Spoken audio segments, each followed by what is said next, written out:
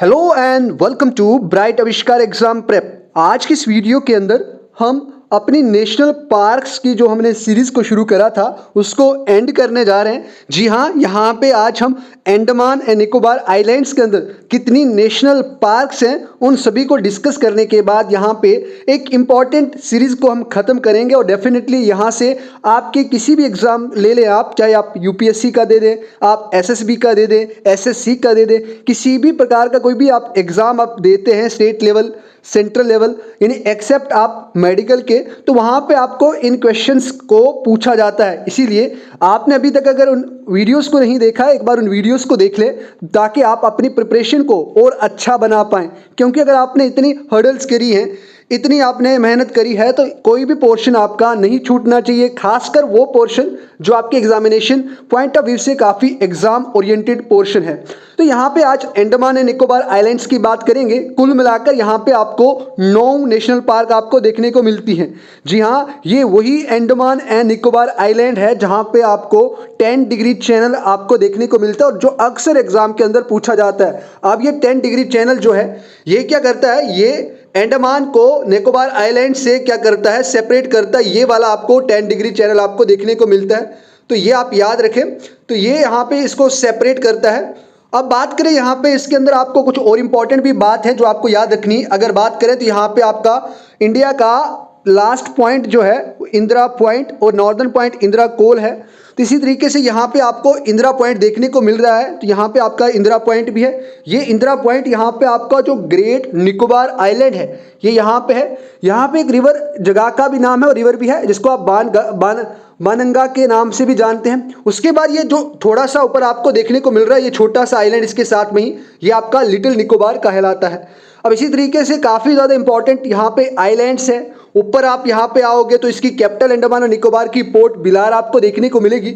लेकिन इसके साथ यहाँ पे ये लिटिल अंडमान, जिस तरीके से आपको लिटिल निकोबार, उसी तरीके से यहाँ पे आपको लिटिल अंडमान देखने को मिलता है। उसके बाद आप ऊपर जाएंगे तो मिडिल अंडमान आपको देखने को मिलेगा। फिर यहाँ पे आपको नॉर्थ अंडमान देखने को मिलेगा और सैडल पीक की आपको देखने को मिल रही है। तो ये अपने आप में एक नेशनल पार्क है। उसके बाद यहाँ पे एक इंपॉर्टेंट आइलैंड इसके साथ देखने को मिलता है। थोड़ा सा आप ऊपर अगर जाओगे तो यहाँ पे नरकोंडम आइलैंड के साथ ही यहाँ पे आपको ऊपर एक कोको आइलैंड देखने को मिलता है। यहाँ पे म्यांमार का कब्जा है, तो ये बात भी आपको याद रखनी है। तो ये सारा का सारा यहाँ पे आपको बे ऑफ बंगाल के बाद इंडियन ओशन के साथ लगता हुआ है। और यहाँ पे ये आर्कोपेलिगो है जो आइलैंड्स की, इसके अंदर भी नेशनल पार्क से इंडिया की जो सेकंड हाईएस्ट नेशनल पार्क अगर किसी यूटी या स्टेट के अंदर है तो वो अंडमान एंड निकोबार आइलैंड जो है वो एक यूटी है, वहाँ पे आपको देखने को मिलती है। अब बात करते हैं कौन सी वो नेशनल पार्क 9 है जो यहाँ पे है। सबसे पहले यहाँ पे बात करें सैडल पीक नेशनल पार्क, ये आपको नॉर्दर्न साइड में आपको देखने को मिलेगी और 1 बाय 1 इन सभी के बारे में जानेंगे। उसके बाद यहाँ पे आपको north button island national park आपको देखने को मिलेगी। इसके बाद यहाँ पे आपको मिडिल आइलैंड, यहाँ पे एक मेराइन नेशनल पार्क आपको देखने को मिलेगी। नहीं, ये मेराइन नहीं है, एक नॉर्थ बटन, एक मिडिल बटन और एक यहाँ पे आपको साउथ बटन यहाँ पे आपको देखने को मिलती है। तो ये तीनों यहाँ पे बटन नेशनल पार्क जब भी आप कभी बात करें तो ये आपको याद रखना है कि ये सभी की सभी यहाँ पे ये जो अंडमान आइलैंड है उसका पार्ट है और ये यहाँ पे अंडमान और निकोबार आइलैंड्स के ऊपर है। उसके बाद यहाँ पे आपको माउंट हैरिट आपको देखने को मिलेगा। तो ये माउंट हैरिट नेशनल पार्क भी यहाँ पे आपको देखने को मिलेगी। आप माउंट हैरिट नेशनल पार्क की क्या इंपॉर्टेंस है आई होप आपको पता हो। उसके बाद यहाँ पे आपको महात्मा गांधी मेराइन, जिसको आप वनडूर नेशनल पार्क के नाम से भी जानते हैं, तो ये भी यहाँ पे आपको जो आपका पोर्ट बिलार का रीजन है उसके साथ ही आपको यहाँ पे देखने को मिलेगी। तो यहाँ पे ये बात याद रखना है। उसके बाद यहाँ पे अगर आप निकोबार की बात करें तो निकोबार के अंदर आपको एक कैंपबेल बे नेशनल पार्क देखने को मिलेगी। दूसरा यहाँ पे आपको गलीथा बे नेशनल पार्क यहाँ पे आपको देखने को मिलती है। अब यहाँ पे ये किसका है, ग्रेट निकोबार का पार्ट है। अब 1 बाय 1 यहाँ पे इनकी डिस्कस करते हैं। इन 9 नेशनल पार्क्स की हमने बात करी। सबसे पहले हम यहाँ पे कैंपबेल नेशनल पार्क के कुछ इंपॉर्टेंट पॉइंट्स की बात करते हैं जो एग्जाम ओरिएंटेड है। बात करें इस नेशनल पार्क की बात करें तो ये ग्रेट निकोबार आइलैंड का ये पॉइंट है जहाँ पे इन्हें यहाँ पे ये सिचुएट करती है। यहाँ पे इंदिरा पॉइंट भी इसी का ही पार्ट है। यहाँ पे एक दूसरी जगह का नाम है पुलो कुंजी, तो ये भी यहाँ पे ग्रेट निकोबार का ही पार्ट है। बात करें यहाँ पे 1992 के अंदर इसको नेशनल पार्क डिक्लेयर करा गया था और उसके बाद इसने यहाँ पे एक बायोस्फीयर रिजर्व फॉर्म करा। अच्छा, how many biosphere reserve in India? तो आप सभी को पता है कि हमारी इंडिया के अंदर हमारे पास 18 बायोस्फीयर रिजर्व है। तो उसने यहाँ में जो ये ग्रेट निकोबार बायोस्फीयर रिजर्व यहाँ पे आपको देखने को मिलेगा। यहाँ पे ये इक्वेटर के काफ़ी पास होने के कारण यहाँ पे आपको क्या देखने को मिलेगा, थोड़ा सा यहाँ का जो क्लाइमेट है ह्यूमिड और वार्म क्लाइमेट आपको देखने को मिलता है। उसके बाद गलीथा नेशनल पार्क की बात करें तो ये भी यहाँ पे ग्रेट निकोबार के आइलैंड का ही यहाँ पे नेशनल पार्क है, ये यहाँ पे सिचुएट करती है। इसको भी 1992 के अंदर डिक्लेयर करा गया था और ये भी ग्रेट बायोस्फीयर रिजर्व जो है यहाँ पे इस अंडमान और निकोबार के आइलैंड पे, उसका ये एक इम्पॉर्टेंट पार्ट है। अब वेजिटेशन की बात करें यहाँ पे तो ट्रॉपिकल और सब ट्रॉपिकल और यहाँ पे मॉइस्ट ब्रॉड लीफ जो ट्रीज हैं या फॉरेस्ट है वो ज़्यादातर आपको इस नेशनल पार्क के अंदर देखने को मिलते हैं। एनिमल्स की बात करें तो जायंट रॉबर क्रैब, मेगापोड और निकोबार पिजन जैसे यहाँ पे एनिमल्स की प्रजातियाँ आपको देखने को मिलती हैं। कुछ एनिमल्स की प्रजातियाँ मैंने नेशनल पार्क के जो थंबनेल्स हैं इन वीडियोस के वहाँ पे आपको मेंशन करे हैं, जो किसी स्टेट या यूटी का स्टेट एनिमल है या स्टेट बर्ड है, तो उन सभी को यहाँ पे मैंने रिप्रेजेंट करा है। अब आपको एक और बात याद रखनी है कि नेशनल पार्क के अंदर सिर्फ आपको इतना पता होना चाहिए कि ये नेशनल पार्क अंडमान और निकोबार आइलैंड्स पे है, दूसरा यहाँ पे ये अंडमान पे है या फिर निकोबार आइलैंड पे है, तो ये आपको याद रखना है। और बायोस्फीयर रिजर्व किसका पार्ट बनाती है, तो ये जितना आपको याद रखना है। उसके बाद यहाँ पे थर्ड की बात करें, इसको वनडूर नेशनल पार्क भी कहते हैं, आप इसको लिख लें। वनडूर नेशनल पार्क भी इसी को कहा जाता है, Mahatma Gandhi marine national park को। अब बात करें ये आपको जो सदर्न साइड है अंडमान की, ये वहाँ पे आपको देखने को मिलती है। इसको 1983 के अंदर नेशनल पार्क डिक्लेयर करा गया था। उसके बाद इसका जो मेन एम था, क्यों इसको डिक्लेयर करा गया, ताकि ये जो मेराइन लाइफ है, जैसे आपको कोरल्स की बात करें या फिर सी टर्टल्स की बात करें या ड्यूगोंग की बात करें, डॉल्फिन की बात करें, कुछ ऐसे यहाँ पे मेराइन एनिमल्स है, उनको प्रोटेक्ट करने के लिए यहाँ पे इसको बनाया गया था। अच्छा, इससे पहले भी मैंने आपको एक मेराइन नेशनल पार्क पढ़ाई थी, आप बताया मुझे उस मेराइन नेशनल पार्क का नाम क्या है, तो वो है तमिलनाडु के अंदर, तो आपको बताना है उसका। और एक आपको यहाँ पे वाइल्ड लाइफ सेंचुरी मैंने आपको उड़ीसा के अंदर पढ़ाई थी, उसका भी आप ज़रूर नाम बताएं। अब यहाँ पे इस नेशनल पार्क के यहाँ पे आपको दो ग्रुप ऑफ आइलैंड्स देखने को मिलते हैं। एक का नाम है यहाँ पे लैब्रिनिथ, यहाँ पे एक का नाम है लैब्रिनिथ और दूसरे का नाम है द ट्विन आइलैंड्स। ये दोनों के दोनों यहाँ पे जो रटलैंड आर्कोपेलागो है वहाँ उनका ये पार्ट है। ये क्या करता है, ये इंडियन ओशन के अंदर जो आइलैंड्स हैं वो यहाँ पे इनका, तब बात करें यहाँ पे जो सुमित्रा और यहाँ पे बे ऑफ बंगाल के बीच का जो आर्कोपेलागो है, आर्कोपेलागो का मतलब होता है ग्रुप ऑफ आइलैंड जब सी में होते हैं उसको आर्कीपेलागो कहा जाता है, आर्कीपेलागो कहा जाता है। अब यहाँ पे इस नेशनल पार्क के अंदर आपको कोरल रीफ्स इन आइलैंड्स के ऊपर देखने को मिलते हैं। जिस तरीके से ऑस्ट्रेलिया के अंदर आप फ्रिंजिंग रीफ्स देखते हैं, उसी तरीके से ग्रेट बैरियर रीफ देखते हैं, इस तरीके से यहाँ पे आपको फ्रिंजिंग रीफ्स आपको देखने को मिलते हैं। लगभग इन आइलैंड्स की बात करें इस रोटलैंड आर्कीपेलागो पे 20 आइलैंड्स और इस प्रकार की कुछ रॉक्स भी आपको यहाँ पे देखने को मिलती है। यहाँ पे आप देख लें इस प्रकार का ये जो रोटलैंड ये वाला पोर्शन है, यहाँ पे ये नेशनल पार्क स्थित है और लैब्रिनिथ आर्कोपेलागो ये यहाँ पे आपको देखने को मिलेगा। कुछ इंपॉर्टेंट आइलैंड्स हैं यहाँ पे देख लें, अंडमान और निकोबार के ऊपर यहाँ पे आपको ये एशिया है, एशिया के अंदर यहाँ पे लोकेट करता है। अब पूरा अंडमान और निकोबार का मैप ये आ गया। 10 डिग्री चैनल यहाँ पे अंडमान और निकोबार को आपस में से सेपरेट करता है। और बात करें अंडमान और निकोबार की बात करें तो यहाँ पे आपको लैब्रिनिथ आर्कीपेलागो, लॉन्ग आइलैंड भी यहाँ पे आपको देखने को मिलेगा, हैवी लॉक, नील आइलैंड और साउथ अंडमान का ही ये एक पार्ट है जिस पार्क को हम अभी पढ़ रहे हैं, ये है Mahatma Gandhi marine national park. अब यहाँ पे फोर्थ नेशनल पार्क की बात करें तो इसका नाम है north button island national park. ये 3 आइलैंड है जिनके ऊपर आपको तीनों के तीनों नेशनल पार्क देखने को मिलती हैं। अब बात करें इसकी बटन आइलैंड जो अंडमान डिस्ट्रिक्ट के अंदर आता है, इसको 1979 के अंदर नेशनल पार्क डिक्लेयर करा गया था।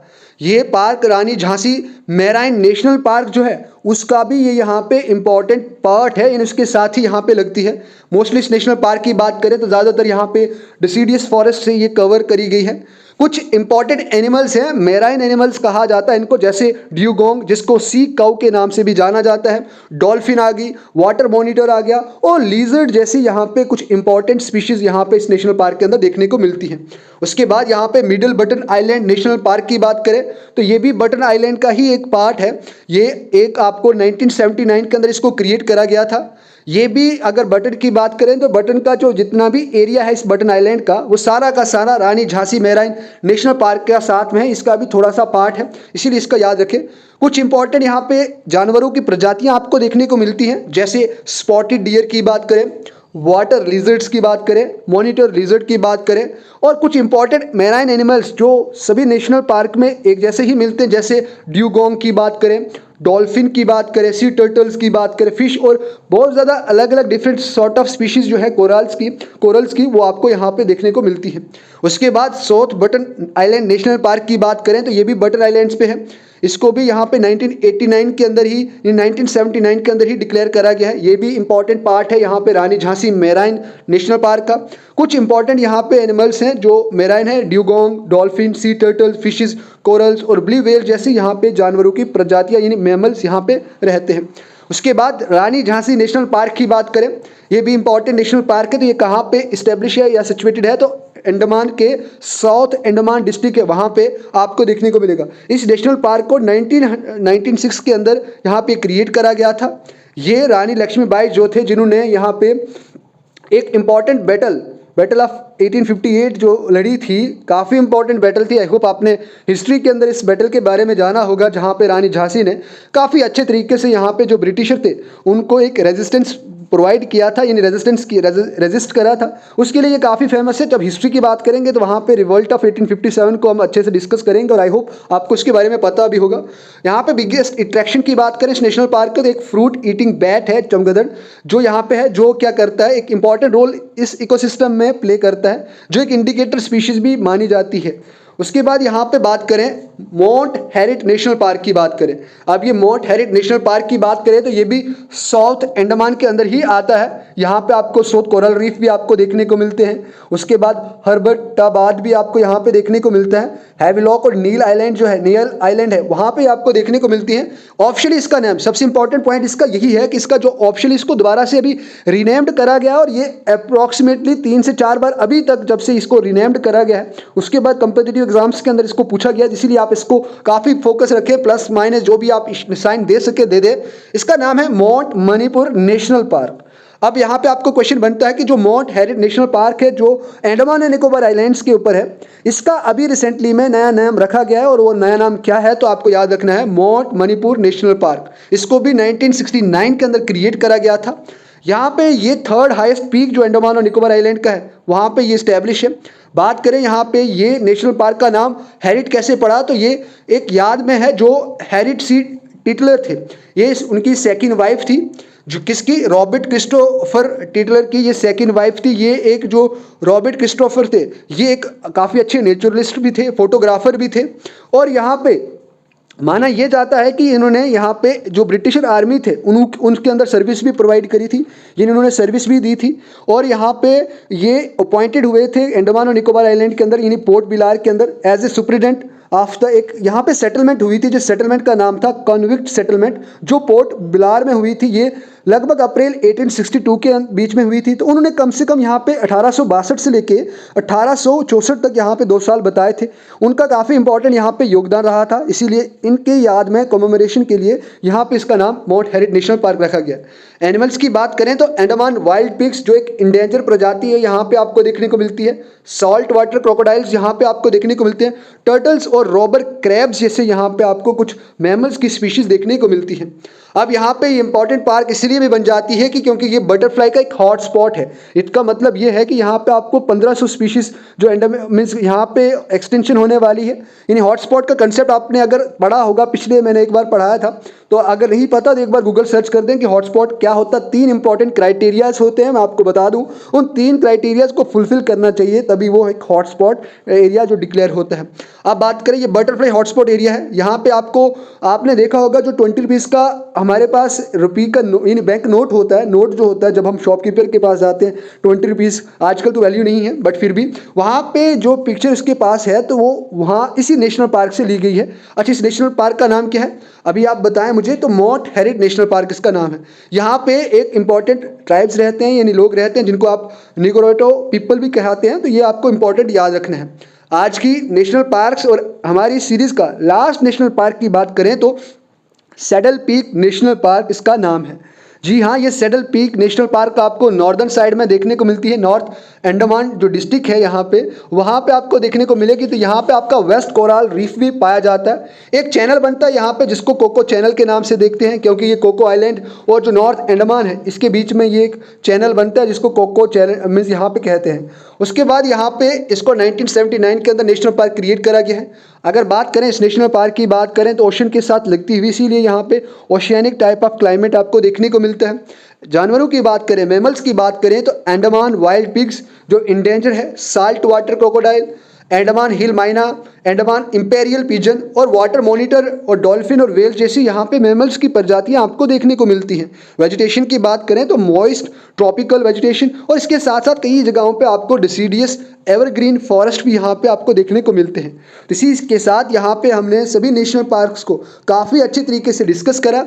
ये इंपॉर्टेंट मैप है, आप सभी को पता होना चाहिए कि यहाँ पे अंडमान और निकोबार आइलैंड है जिसको 10 डिग्री चैनल यहाँ पे आपस में सेपरेट करता है। तो यहाँ पे काफ़ी हिस्टोरिकल हिसाब से भी काफ़ी इम्पॉर्टेंट है। तो इसकी हिस्ट्री के हिसाब से भी अगर आप जानें तो कुछ इंपॉर्टेंट फैक्ट्स हैं वो उनको ज़रूर देख लें, ताकि आपके एग्जामिनेशन पॉइंट ऑफ व्यू से ये काफ़ी इंपॉर्टेंट हो जाता है। So thank you very much जिसने भी इस पूरी नेशनल पार्क सीरीज़ में मेरा साथ दिया है। I would like to say thank you very much from the bottom of my heart, because of you I was capable to fulfil this या complete this series. So without your cooperation I was not able to complete the series. Thank you very much. जिसने नहीं support किया उसका भी thank you, because they have given me an opportunity, they have just let me know how I have to move forward, कि मुझे अभी कुछ कमियां हैं जिनको पूरा करके आगे निकलना है। So thank you very much for all जो आपने इतनी सपोर्ट, इतना लव दिया है। आई होप नई सीरीज़ के साथ एक नए बार मिलेंगे, लेकिन आज आप ज़रूर कमेंट सेक्शन के अंदर बताएं कि इसके बाद आप इसी प्रकार की छोटी छोटी वीडियोस की कौन सी सीरीज़ चाहते हैं, ताकि हम उस पर भी अच्छे से काम कर पाए। Thank you very much. Jai Hind. Have a good luck ahead.